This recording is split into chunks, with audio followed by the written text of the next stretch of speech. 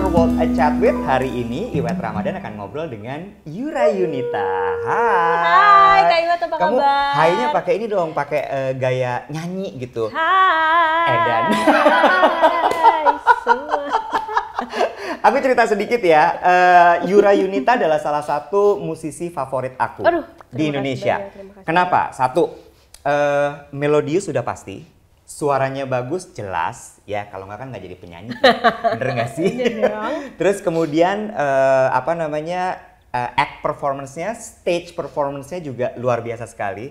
Kangen deh nonton kamu. Kangen banget ya Iya, Kak Iwet, ya Allah. gila, Java Jazz gitu tuh saat aku untuk lihat Yura perform dengan Aduh. teatrikal gitu kan. Itu terseru ya. Banget. Terseru, Tapi ada kangen satu yang banget. paling aku suka adalah, dan ini menurut aku selalu hook-nya aku sama musisi yang aku suka. Penulisan liriknya, permainan katanya itu selalu juara dan kena ke hati. Kenapa bisa gitu ya? Nggak ngerti, tau nggak? Aku pernah bahas sama Ucita ya. Oh iya. Ucita temen kamu kan. Jadi kita selalu bilang gini, orang yang bisa merangkai kata dengan baik, konon ya. Ini kan kita mau bahas juga boleh. gitu.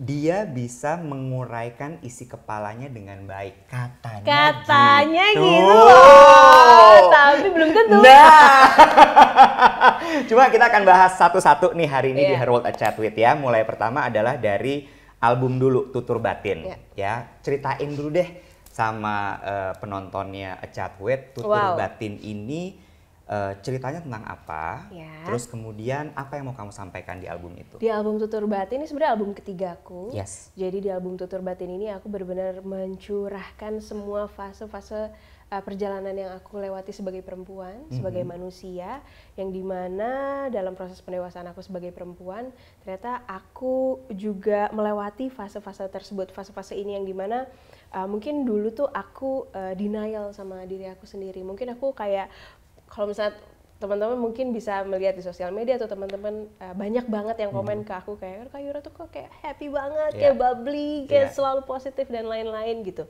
Mungkin itu bawaan aku dari rumah, dari kecil gitu, kayak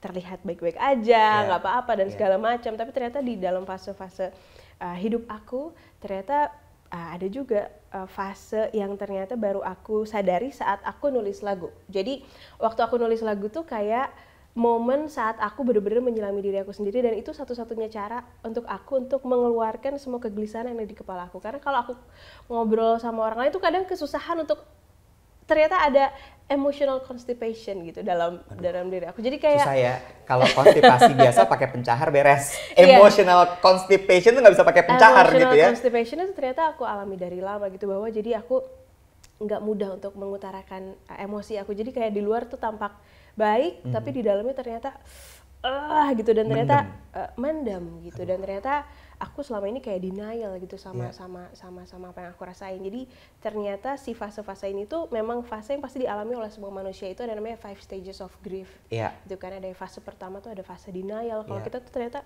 enggak, kayak gue nggak ngerasa gini, enggak gue nggak marah kalau misalnya lo melakukan memperlakukan gue seperti ini, kayak it's okay, baik-baik aja, pas segala macam. Denial itu tuh, hal denial itu aku tulis di lagu Tutur Batin tuh, judulnya kayak Iya, itu kalimatnya denial. iya, itu kayak ada di sudut memori gitu. Iya. Terus juga ada fase anger gitu, yang dimana mungkin kalau teman-teman yang ada di sekitar aku tuh kayak jarang gitu ngelihat aku marah yang apa kayak meluap segala macam, dan itu juga emotional constipation juga yang saya nggak bisa keluar. Nah justru aku ngeluarin amarahnya dengan cara termudah adalah nulis lagu namanya Mau Kemana.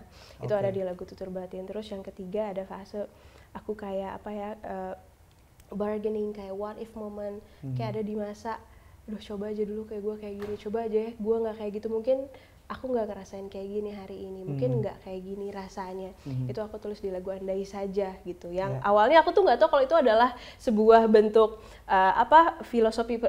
filosofi perjalanan hidup manusia gitu, kayak keluar aja gitu. Terus yang keempat ada di fase depresi, yang kayak udah di titik terendah banget, ada di lagu Tenang. Tenang yang tak kunjung datang. Dan akhirnya sampai udah mengalami 4 fase tersebut, akhirnya ada di fase acceptance, akhirnya bisa menerima diri sendiri. Dan rasanya kita nggak akan bisa nerima diri kita sendiri kalau belum ngalamin si 4 fase itu. Dan di semua fase perjalanan di 5 stages of grief itu aku rangkum dalam album yang berjudul Tutur Batin ini. Si penerimaan ini lagunya yang mana aja gitu? Nah, yang fase acceptance ini ada di lagu Tutur Batin. Tutur Batin itu justru acceptance-nya? Iya, di fase acceptance-nya gitu. Berarti lirik-lirik yang kayak aku selalu dapet yang kena banget tuh yang aku tak kalah. Tutur batinku takkan salah, silakan pergi, ku tak rasa kalah. Namun percayalah, sejauh mana kau mencari, takkan kau temukan yang sebaik ini. Jadi kalau misalnya mungkin lo zaman dulu dia anggap nggak cukup, nggak sempurna sama orang lain. Kadang-kadang mungkin di masa-masa masih hijau, tahun-tahun beberapa tahun lalu kita kayak mencoba mencari sosok-sosok yang kayaknya gue harusnya gini kali ya, gue harusnya gini, mencari sosok terbaik dalam kita, pencarian jati diri. Tapi ternyata semakin kita mencari, ternyata sosok terbaik yang kita cari itu ada di dalam diri kita sendiri gitu. Ini tuh aku kan ngikutin kamu ya Yura ya. Aku lupa deh itu album keberapa dan single keberapa, tapi ada yang ketika putus itu cari pacar baru. Harus bahagia. Iya kan? Itu kan iya. juga di situ disebutkan gitu bahwa nggak cukup tuh cuman punya pacar baru aja, yang penting adalah lo harus bahagia. Ini nyambung sebenarnya semuanya. Somehow. Secara nggak langsung jadi iya ya, karena kalau misalnya aku nulis lagu tuh memang gitu. Proses penulisan lagu untuk aku adalah mencurahkan apa kegelisahan yang aku rasain gitu. Jadi ya mungkin secara nggak sadar, jadi itu bagian-bagian dari perjalanan hidup aku juga sih, termasuk harus bahagia itu juga gitu. Tuh kan, menarik kan? Dan gue nggak bohong kalau gue ngefans sama dia. Wow, aku juga ngefans sama kayak gue. Nah, sekarang kita ngomongin tadi gitu ya. Ini adalah satu album yang menurut aku tidak hanya buat kamu menjadi sarana untuk healing seseorang, tapi juga bisa jadi untuk orang lain menurut aku. Karena ada beberapa lagu dari album ini yang juga beresonansi sekali sama aku, termasuk Tutur Batin gitu ya. Terus kemudian, cuman sekarang gini, yang aku denger juga Yura itu kan baru-baru ini di akhir tahun gitu ya, sampai kamu bisa ngomongin 5 stages of grief segala macam. Kamu pergi ke Bali untuk healing. Dan ternyata yang aku lihat di sosial media kan, mungkin juga teman-teman melihat Yura happy banget sama mamah berenang-berenang. Happy banget. Ya kan, itu memang happy. Tapi ada yang lebih deep yang gak di-share ternyata. Which is healing journey-nya. Boleh ceritain gak sih? Itu kok bisa akhirnya kamu memutuskan untuk oke, I need this trip to heal myself. Iya, jadi sebelum tahun 2020 tuh aku emang kayak lagi wow, lagi wow, atau gimana tuh ngejelasinnya gitu kan. Sampai akhirnya aku sharing juga sama beberapa teman, juga ada beberapa teman aku juga yang udah pernah datang healing, kayak itu namanya Amarta Sidi di Ubud, Bali.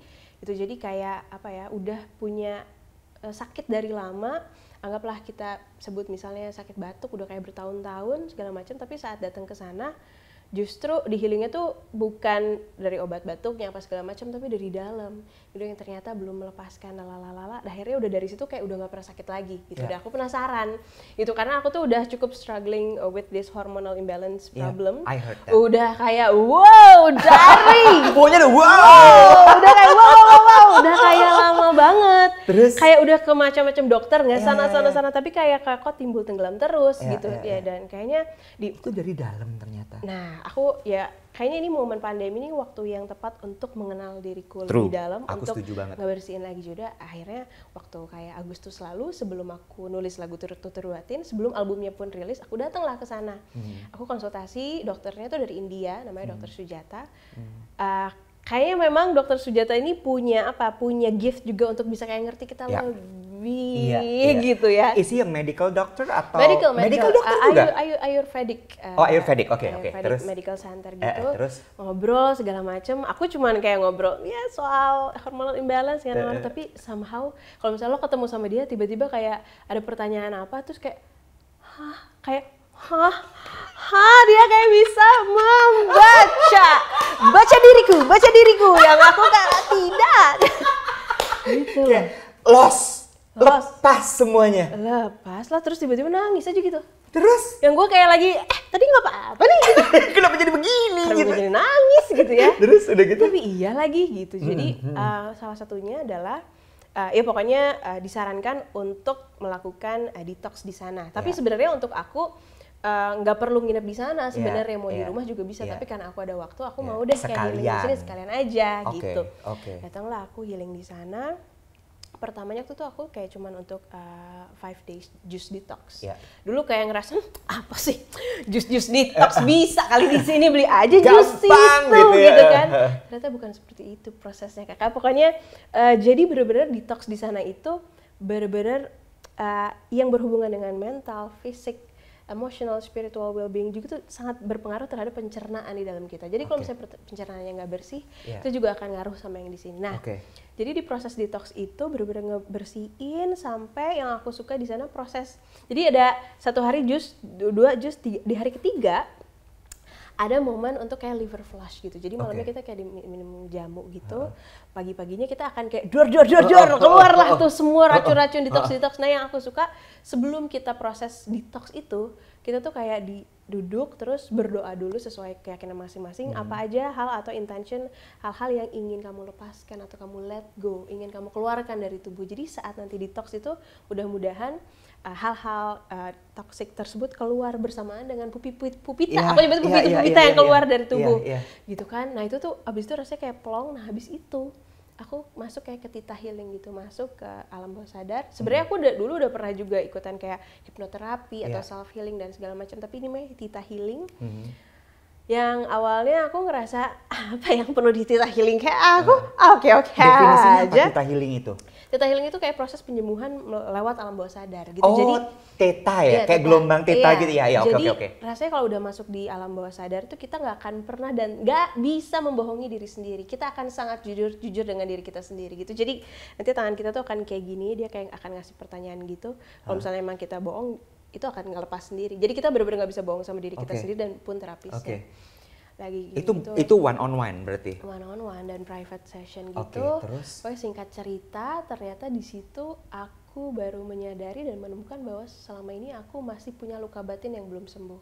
Masih ada trauma masa lalu, trauma masa kecil yang masih ada di sini gitu. Aku tuh kayak enggak, tapi mau enggak juga aku bohong. Ternyata itu tuh masih sangat menyakitkan untuk aku, dan ternyata aku tuh belum sepenuhnya berdamai dengan my past trauma dan juga belum sepenuhnya memaafkan orang-orang yang mungkin dulu melukai batin aku gitu. Kayak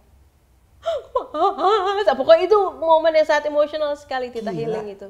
Dan ternyata salah satu emang mau nyembuhin ini yang hormonal imbalance problem ini juga salah satu memang harus membersihkan emosional itu dan harus belajar memaafkan momen tersebut, memaafkan orang tersebut, memaafkan diri sendiri, memaafkan dan berdamai dengan itu semua. Dan itu prosesnya terjadi di saat Theta Healing.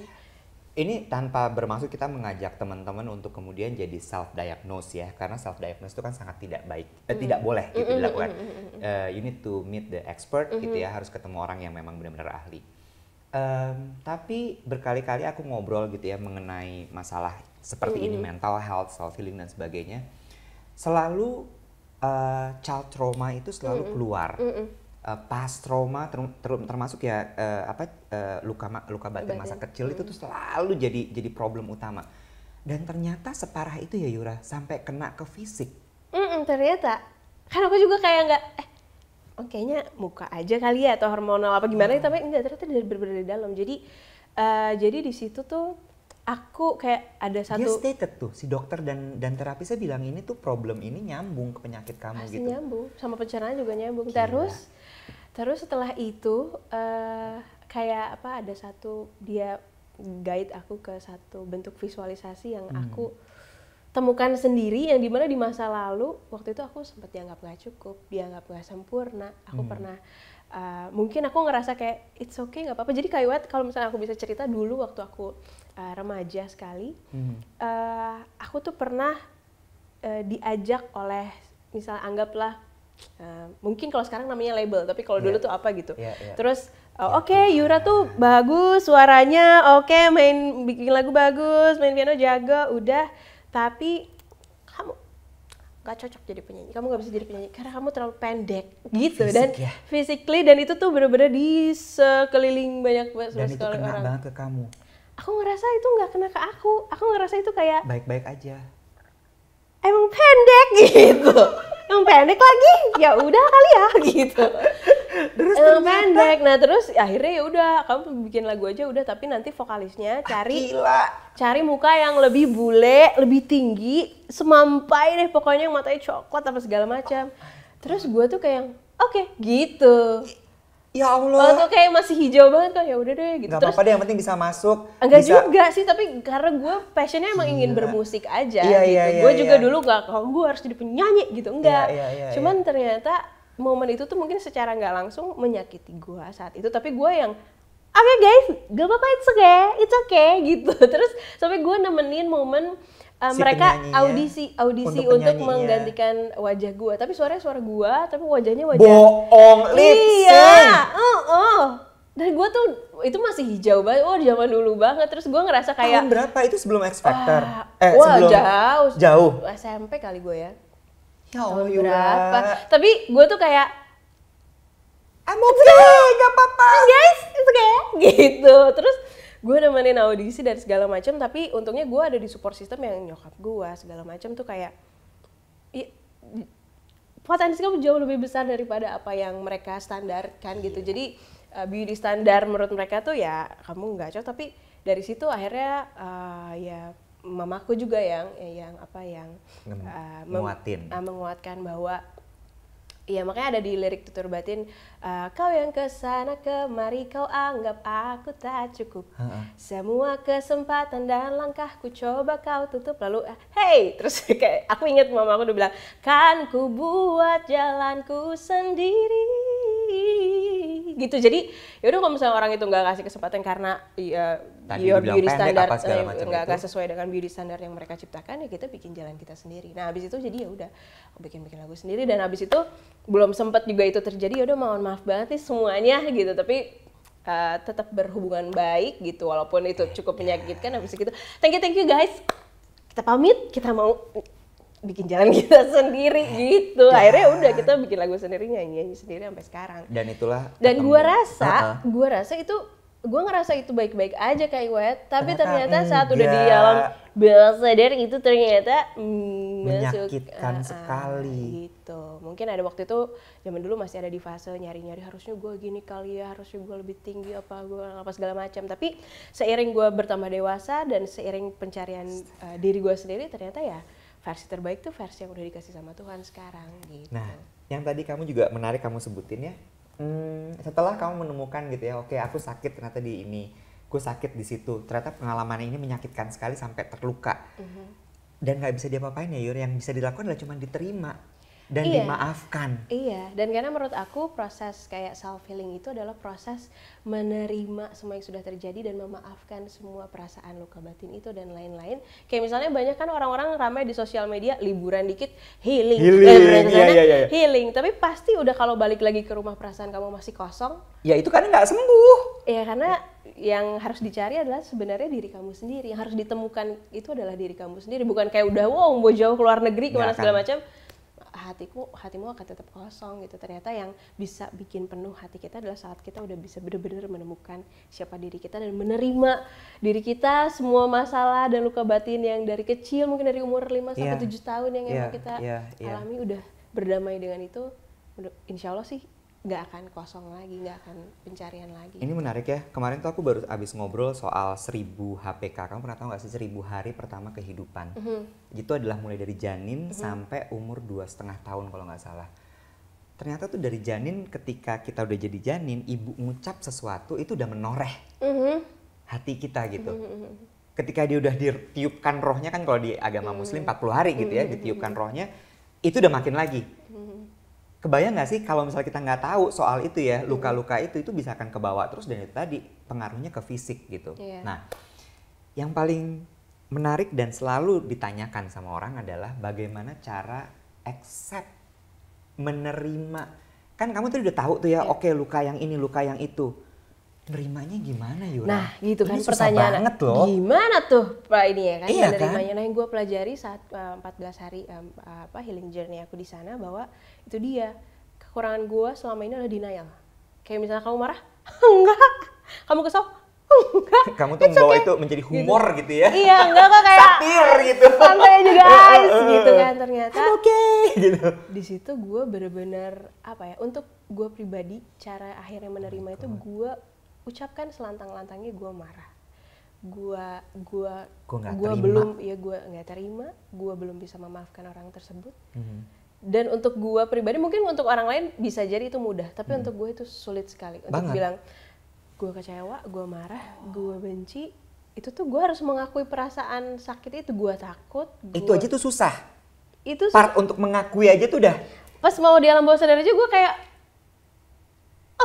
gitu kayak gak, tapi ternyata saat gue mengucapkan ya bahwa gue marah, gue belum memaafkan, tapi dari situ ya gue harus memaafkan. Misalnya sosoknya orang gitu ya, yang bikin kita trauma, misalnya orang tersebut ya kita harus bayangkan wajahnya. Di situ ada orangnya duduk di hadapan kita dan kita ucapkan bahwa ya aku maafin kamu, bahwa aku juga minta maaf untuk diri aku sendiri karena pengalaman tersebut, dan aku harus bilang I love you gitu sama orang yang emang kita benci, yang kayak wah itu tuh kayak mungkin kalau saat disadar gini ya, ngomong I love you sama orang tuh bisa kayak blablabla gitu, tapi pas lo udah bener-bener itu kan di yang bawah sadar itu, yang di bawah sadar itu lo ngomong I love you sama orang yang bener-bener menyakiti lo, itu susah sekali. Wow, dia ini ya I love you, kayak ya bahwa aku akan tetap bisa mencintaimu dan menerima kamu apa adanya, bahwa kita bisa bersahabat lagi walaupun tanpa tanpa ada rasa takut lagi bahwa kamu akan menyakiti lagi aku. Karena kadang kita nggak bisa nerima itu tuh karena kita takut kalau orang itu tuh akan nyakitin kita lagi, atau momen tersebut tuh akan kembali terjadi lagi. Itu kan makanya kita kayak nggak mau ketemu lagi, atau takutnya ke-recall lagi perasaan itu. Tapi ternyata ya itu dia, kalau misalnya kita mau menyembuhkan luka tuh kan nggak mungkin ditutup terus pakai plester dong. Harus dibuka dulu, dilihat dulu, dibersihin, dirasain sakitnya, pakai alkohol. Nah udah gitu ternyata baru bisa tuh disembuhin dan akhirnya bisa menerima diri kita dan our past trauma, bisa berdamai dengan itu. Berat ya ini. Jadi yang pertama adalah kita tahu dulu problemnya apa, itu akarnya. Iya, itu tuh nyari akarnya. Nyari yang akar kadang, paling susah. Nah menurut dan itu butuh expert. Iya, nyari akar menurut gue butuh expert. Karena yang kalau gue ya, yang ketemu akarnya itu justru di umur-umur gue 5 tahun gitu loh. Yang ajaibnya ya Kak Iwet, saat ada di situ tuh lo akan masuk lagi ke momen saat bener-bener lo 5 tahun lo ada di ruangan kelihatan ada di ruangan itu, wanginya masih sama, selimutnya, acak-acakatnya di ruang itu. Gue kembali lagi di momen itu yang mungkin gue udah lupa, tapi pas di situ gue bener-bener ingat jelas kejadian itu. Kamu ngelihat orangnya, kamu kecil atau kamu berada di situ? Aku berada di situ. Aku tuh jadi aku yang 5 tahun dan aku bisa menjadi aku yang 30 tahun dan itu si Tita Healing itu. Ya, begitu.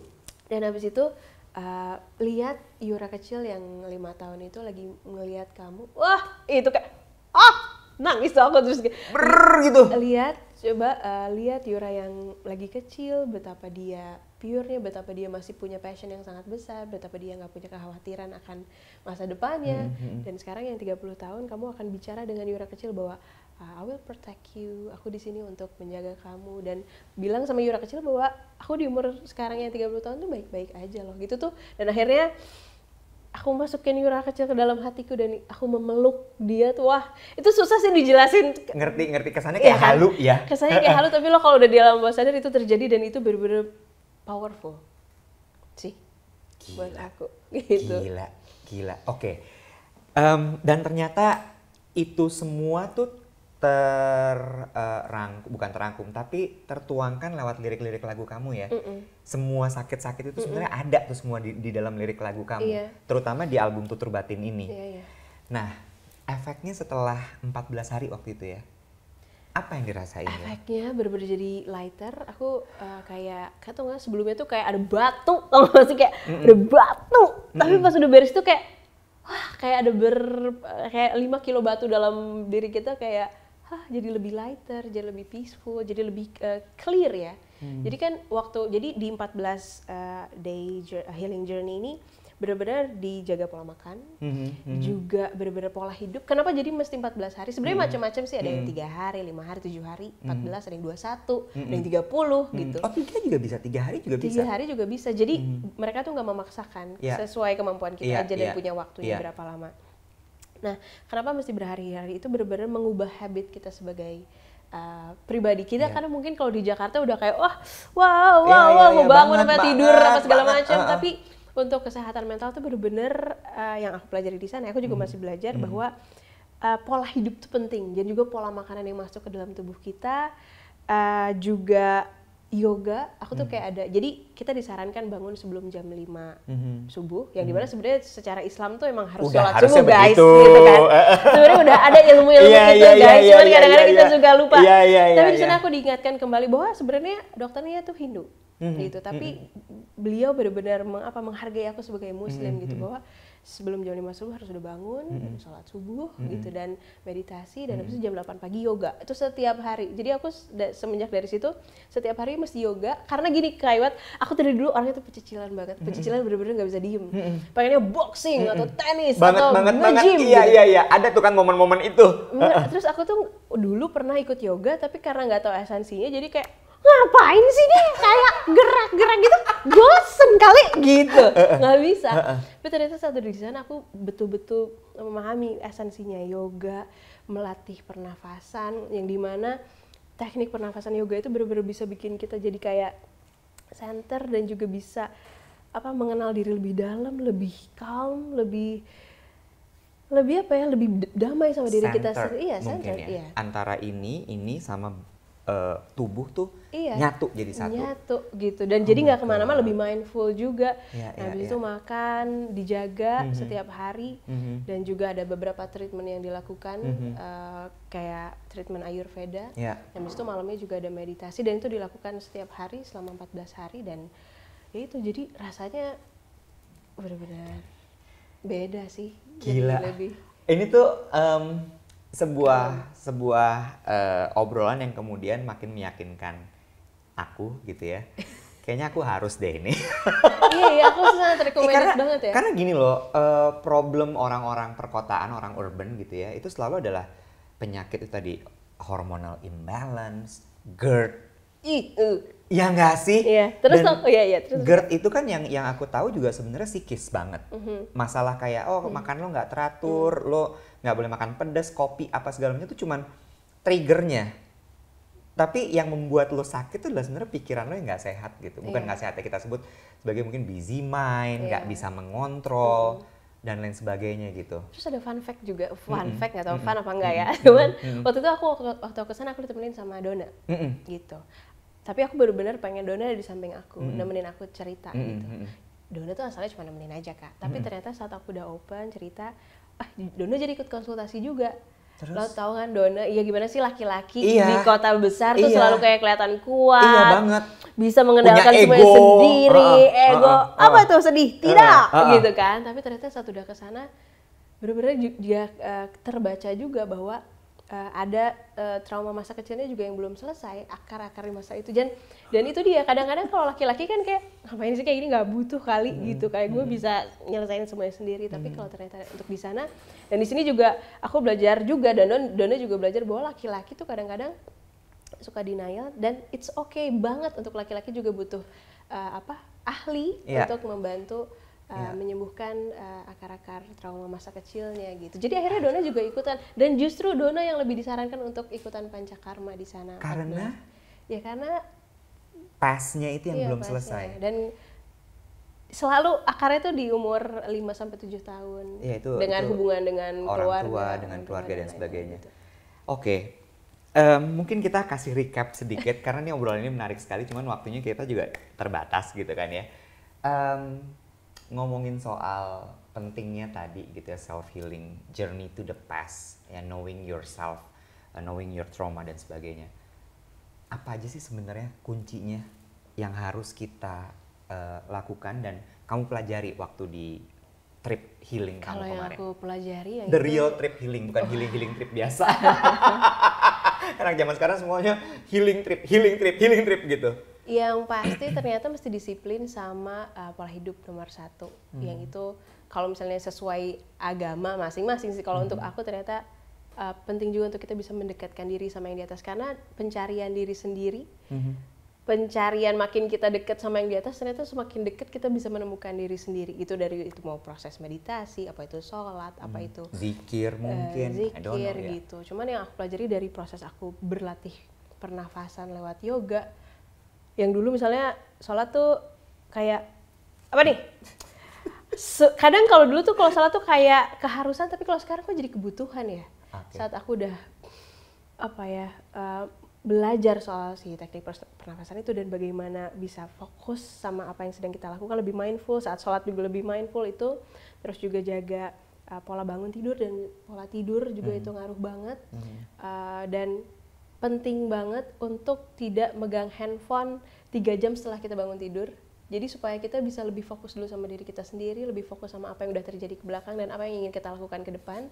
Kadang kesalahan kita tuh bangun tidur, handphone mana? Tapi kan itu udah ke distract sama hal-hal misalnya sampah-sampah yang kita juga nggak butuh-butuh banget, informasi di Instagram atau segala macam. Gak apa-apa lihat itu, tapi 3 jam setelah kita bangun. Setelah habis itu jam 8 pagi yoga. Kalau mau itu yoga, mau olahraga apapun, pokoknya minimal 10 menit olahraga.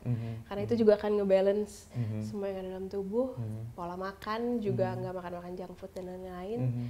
Terus yang pasti menurut aku, untuk aku pribadi yang bikin kayak positive affirmation ke dalam diri aku tuh, yang works banget di aku adalah doa setelah sholat subuh dan juga doa sebelum bangun tidur. Karena itu kan momen-momen saat kita masih ada di antara alam bawah sadar dan tidak sadar. Jadi kalau misalnya kita mengucapkan hal-hal yang baik juga itu akan jadi kayak afirmasi yang semesta juga akan mewujudkan apa yang kita ucapkan, baik itu doa atau apapun. Dan itu juga sebelum tidur. Itu sih salah satu, dan tidak denial sama perasaan. Kalau aku karena dulu denial banget kayak it's okay, tapi ternyata mau semarah-marah apapun itu jangan pernah sampai bawa masalah ke dalam tidur. Karena kalau misalnya di hari ini pasti kan setiap hari kita akan ketemu masalah lagi, lagi. Kalau misalnya masalah itu kita bawa tidur, numpuk jadi sampah batin. Minimal kalau misalnya belum ketemu sama orangnya untuk diselesaikan, minimal kamu tulis aja di notes atau bahwa ya aku marah, aku apa. Si perasaan-perasaan itu tuh harus dikeluarkan, karena kalau enggak akan numpuk terus di sampah batin. Dan itu aku baru pelajari di beberapa tahun terakhir ini bahwa penting banget ya untuk ngeluarin emosi ini dengan cara yang sehat gitu kan. Kadang kalau lagi ada juga orang yang marah banget tiba-tiba emosional sama orangnya tapi menyakiti orang tersebut juga nggak baik juga gitu. Jadi seenggaknya ditulis, seenggaknya keluar dari tubuh kita, jadi hal-hal negatif itu tidak menumpuk jadi sampah batin. Really nice, really nice. Next project apa? Next project sedang berencana untuk membuat konser di beberapa kota ini, konser Tutur Batin yang dimana aku ingin Tutur Batin ini mau dibawa roadshow ya, mau dibawa konser. Iya, untuk aku sharing lagu-lagu yang aku ciptakan juga, dan juga kangen juga kayak Iwet dong. Iya benar. Manggung dan teman-teman karena energinya tuh nggak nipu ya. Mau online kayak apa, nu bilang penontonnya 1 juta yang nonton gitu. Nggak, aku butuh koneksi. energi itu. Itu sih konser. Oke, kapan rencananya konser? Rencananya mudah-mudahan setelah bulan puasa sih. Setelah bulan puasa. Didoakan kalau misalnya kamu butuh bantuan, jangan lupa bilang ya. Sukses buat semua project-projectnya. Segera bikin baru lagi lagu, mungkin tahun depan kali album berarti ya. Amin. Dia mulai gini, sebentar-sebentarnya ada apa ya? Anda mulai seperti produser saya, ada apa ini? Amin. Kita kayak, oke. Terima kasih banyak ya Yura ya. Sehat-sehat terus, sukses terus. Sukses. Bye.